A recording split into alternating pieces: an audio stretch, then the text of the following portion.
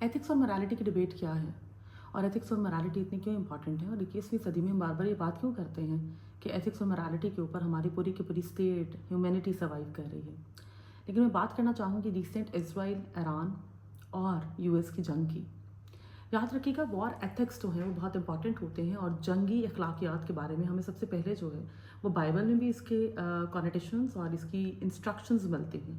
लेकिन इस्लाम के आने के बाद और इस्लाम के फैलने के बाद बाकायदा तौर पे जंग के असूल जो हैं वो बयान किए गए थे। ना किसी बच्चे का नुकसान हो, ना किसी औरत का नुकसान हो, ना ही मासूमों का जो है वो खून ज़ाया हो और ना ही बुजुर्गों को नुकसान पहुंचाया जाए। ये सब वो बातें हैं जिनको यूएन ह्यूमन राइट्स चार्टर भी कोट करता है और जब भी कोई स्टेट इसकी वायलेशन करती है तो वो ये क्लेम करते हैं that it's a war crime और ये वॉर एथिक्स के अगेंस्ट है। लेकिन हमने ये देखा कि अमेरिका जब भी किसी जंग में इन्वॉल्व होता है और इसराइल भी, वो कभी भी वॉर एथिक्स की परवाह नहीं करते हैं। ये मैं क्यों कह रही हूँ? क्योंकि जब उनको इस जंग में कुछ समझ नहीं आ रहा और ईरान स्टेप बैक नहीं कर रहा, तो उनको जब कुछ समझ नहीं आया तो उन्होंने डिसॉलिनेशन प्लांट्स को अटैक करना शुरू कर दिया। डिसॉलिनेशन प्लांट्स क्या हैं? ये वो प्लांट्स हैं जिसके ऊपर ईरान जो है अपने पानी की नीड के हवाले से बहुत ज़्यादा डिपेंडेंट है। और सिर्फ ईरान ही नहीं, Kuwait, Qatar, Bahrain, UAE, kingdom of Saudi Arabia, ये तमाम तर वो ममालिक हैं जहाँ पर आपको बेसिकली वाटर रिजर्वायर्स नहीं मिलते हैं। बाय वाटर रिजर्वायर्स आई मेंट कि वहाँ पर चश्मे, बारिश या फिर ग्लेशियर्स मौजूद नहीं हैं, जो कि नेचुरल रिसोर्स ऑफ वाटर है। और वहाँ पर जो वाटर अवेलेबल है वो बेसिकली समंदरी पानी है, that is basically sea water. और सी वाटर के अंदर जो सॉल्ट है वो बहुत ज़्यादा होता है that it is not drinkable. उसको पीने के काबिल बनाने के लिए उन्होंने डिसॉलिनेशन प्लांट्स लगाए हुए हैं। और ये वो डिसॉलिनेशन प्लांट्स हैं जो कुछ कंट्रीज़ में तकरीबन 90% जो लोगों की नीड है पानी पीने की या डोमेस्टिक यूजेज ऑफ वाटर की, उसको पूरा करते हैं। इसका मतलब है कि अगर आप डिसॉलिनेशन प्लांट्स को अटैक कर रहे हैं तो इसका मतलब है आप सिर्फ ये चाह रहे हैं कि आप एक हाइड्रो न्यूक्लियर वॉर स्टार्ट कर दें। मैं हाइड्रो और न्यूक्लियर वॉर की टर्म एक साथ इस्तेमाल क्यों कर रही हूँ? क्योंकि मुझे ये लगता है न्यूक्लियर वॉर या न्यूक्लियर वेपन से ज़्यादा बड़ा बम्बार्ट या ज़्यादा बड़ा बॉम्ब ये है कि आप पीने का पानी बंद कर दो या उसके ज़खायर को अटैक करना शुरू कर दो। इसका मतलब है कि आप लोगों को बूंद बूंद के लिए तरसाना चाह रहे हैं।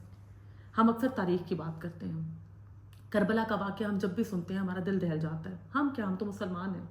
अगर किसी भी तरह के अंग्रेज़ के साथ आप करबला के वाक़े पे बात करेंगे तो वो भी बहुत ज़्यादा इसको इसलिए भी बुरा मानता है और बहुत हर्ट होता है क्योंकि उसमें बच्चों का पानी बंद कर दिया गया था। ये बहुत बुरा चीज़ थी जो हुई थी इस्लाम की तारीख के अंदर। और आज तक हम ये सोचते हैं कि वो कितना जुल्म हुआ था, वो किस तरह के लोग थे जिन्होंने ये किया था। और आज हम देख रहे हैं कि यही यहूदी, यही ऑब्वियसली यूएस के लोग मिलकर डिसॉलिनेशन प्लांट्स को अटैक कर रहे हैं। ईरान ने ये क्लेम किया है कि बेसिकली अमेरिका ने उनके डिसॉलिनेशन प्लांट्स को अटैक किया है। बट दूसरी तरफ कुवैत, बहरीन वगैरह के ये क्लेम्स हैं कि ईरानियन ड्रोन अटैक्स और स्ट्राइक्स की वजह से उनके डिसॉलिनेशन प्लांट्स डैमेज हुए हैं।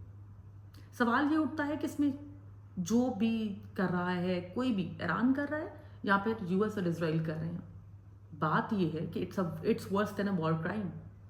बात यह है कि इसमें आप इनोसेंट्स को डायरेक्टली डैमेज करना चाह रहे हैं। बात यह है कि आप स्कार्सिटी ऑफ वाटर क्रिएट करना चाह रहे हैं, पानी की किल्लत। बात यह है there is no water there is no life. और ये मेरा ख्याल है ह्यूमैनिटी की एक वर्स्ट एग्जाम्पल होगी। इसको चाहे हम वर्ल्ड वॉर 3 नहीं कह रहे, इसको हम न्यूक्लियर वॉर क्लेम नहीं कर रहे, बट ये एथिक्स के हवाले से वर्ल्ड वॉर 3 से भी ज़्यादा वर्स्ट है। यानी अगर आप वॉर नहीं जीत पा रहे, आप विन विन सिचुएशन नहीं क्रिएट कर पा रहे, तो आप कह रहे हैं ओके फाइन, अब हम लोगों को पानी भी नहीं पीने देंगे। यानी हम एक ऐसी सिचुएशन क्रिएट करेंगे जिसमें वो निगोसिएशन टेबल पे आए और फिर हम दुनिया में क्लेम करेंगे that we won the war. ये कौन करना चाह रहा है? US, Israel, and that's not right. और दूसरी तरफ अगर मैं बात करूं तो गल्फ कंट्रीज की ऑब्वियसली डिसॉलिनेशन प्लांट्स को अटैक करके ईरान भी सेम ही करना चाह रहे हैं। It's basically not a war any more, it's a power game, it's a power lust game, it's a power lust war कि हम साबित करेंगे कि हम ताकत में बेहतर हैं आपसे। हम एथिक्स में कितना गिरेंगे? और एथिक्स और मोरालिटी को जितना भी ऑब्जर्व किया जाए over the period of time, यही लग रहा है कि हम वक्त के साथ साथ इसमें गिरते ही जा रहे हैं। अखलाकियात की बात मैं किसी स्टेट की भी करूं तो क्या है, बहुत सी स्टेट्स आर सिटिंग आइडल। क्यों? क्योंकि अटैक्स उनकी हद तक नहीं हो रहे हैं। क्यों? क्योंकि अटैक्स उनके ग्राउंड पे नहीं हो रहे हैं। क्यों? क्योंकि उनके लोग सफर नहीं कर रहे हैं। तो वो कह रहे हैं we should not become the part of this war.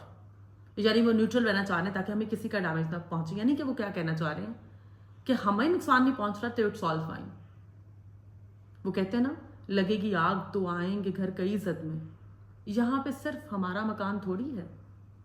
इसका मतलब है कि it's the high time to take some chance, it's high time to sit down. और तमाम तर वो कंट्रीज जो इस वॉर का डायरेक्टली हिस्सा नहीं है, इनडायरेक्टली इस वॉर को ऑब्जर्व कर रहे हैं, उसमें चाइना है, रशिया है, इवन मैं पाकिस्तान की भी बात करूंगी, they should put pressure on West, they should put pressure on US, they should put pressure on Iran as well to sit down on table, to talk, to negotiate, ताकि हम आने वाले वक्त में वाटर स्कार्सिटी को बचा सकें, ताकि हम पानी की किल्लत से मरने वाले बच्चों को बचा सकें। इस तरह बैठने से कुछ नहीं होगा। अगर आप खामोश तमाशाई भी बने हैं तो एक बात याद रखें, you are responsible, you are answerable. तो मेरा ख्याल है कि हमें ये सोचना चाहिए, ये वॉर किस तरफ टिल्ट कर गई है। पहले लग रहा था कि जी ये पावर की वॉर है, फिर ये लगा कि इसके थ्रू इकोनॉमिक सुसाइड और एनर्जी सुसाइड क्रिएट करने की कोशिश की जा रही है। Now there is a situation of water suicide, that's it. इसके बाद व्हाट एल्स, इसके बाद क्या होगा? बस आप किसी एक कंट्री को आप कहेंगे ये हार गया, इसने घुटने टेक दिए हैं, that's it, that's what you want. So I think please all the stakeholders, all the obviously the members of United Nations and our so-called prestigious human rights champions should talk about this. I think they should. It's the high time. Thank you.